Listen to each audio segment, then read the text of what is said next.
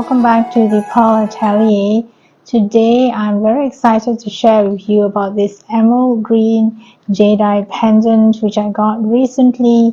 I've always been on the lookout for this because I wanted it to be sort of like an accompaniment to the other emerald green jade pendant, and if you have been following my channel you would know its history and what it means to me. It really helped me over one of the most difficult chapters of my life, and that is exactly why it's very special to me. Every time when I wear it, people would always come up and they would try to look at it or offer to purchase it. So I decided I'm going to get another one which is similar to that one, because that is an antique piece and this is a modern piece. So I've been on the lookout for this sort of a jade color for quite some time. In actual fact, this is a little bit even more deeper and intense in color, almost like a very dark green instead of emerald green. And even though this is a jadeite, to me it actually reflects a lot of the nephrite qualities. First of all, obviously because of its intense green color, I really love this. It has a very rich flavor to it, and most of all it appealed to me because it really looks archaic, and to be truthful, it's almost like a mirror like sister or brother to the other pendant that I was talking about.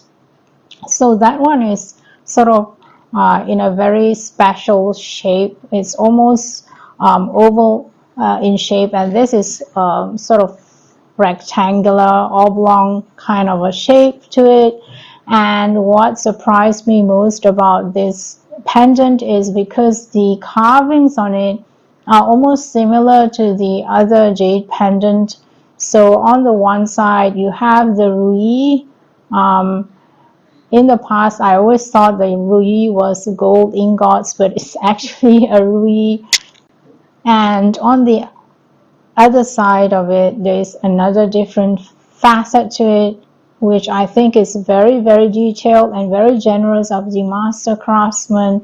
That is almost exactly like a mirror, like similarity to the other pendant in that it has the gold coins as well as the ruby. I have been looking out for this type of a pendant for quite a few years, because whenever I find one, it is larger than this, almost 50 mm in length and in diameter, which is too large for me because I'm very petite in frame, and I find that the larger so-called medallions, which they pass off as pendants, and also because if you look at it from the side as well, the width of it is very thin, so it looks very refined. It doesn't look as crude or as large as the medallions, which are not supposed to be worn around the neck because it really would be very heavy.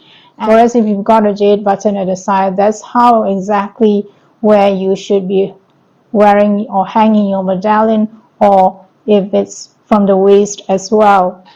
I brought it to a jade shop because when I bought this, it doesn't have a bail. Sorry, so I had to bring it to the goldsmith shops, and luckily I shopped around. I went to 3 goldsmith shops, in fact. The first one was very expensive and she didn't have any special design on it, just a simple hook, and yet it was more expensive. The second one, a little bit too modern and shiny, although it was very nice as well. And then the third one, when I saw this, I knew that this was the right one because the flower is in a matte gold. So when you put it onto the pendant, you're not looking just at the bail. It doesn't fight against the pendant.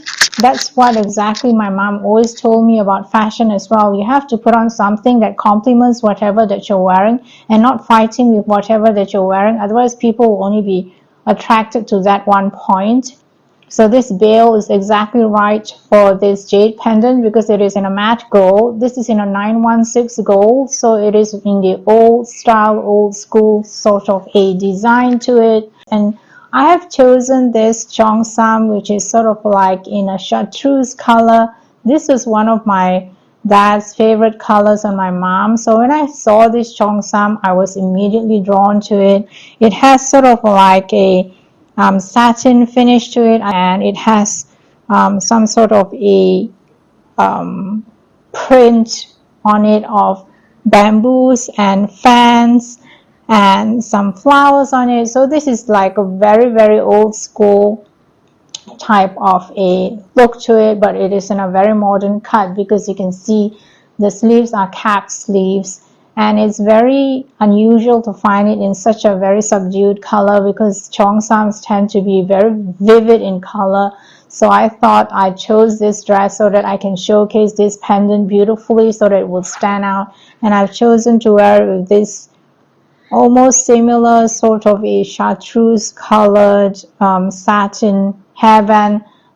If you want to know more about the story behind that emerald green jade pendant that I have, I've done other videos on it, so you can check that out in the playlist.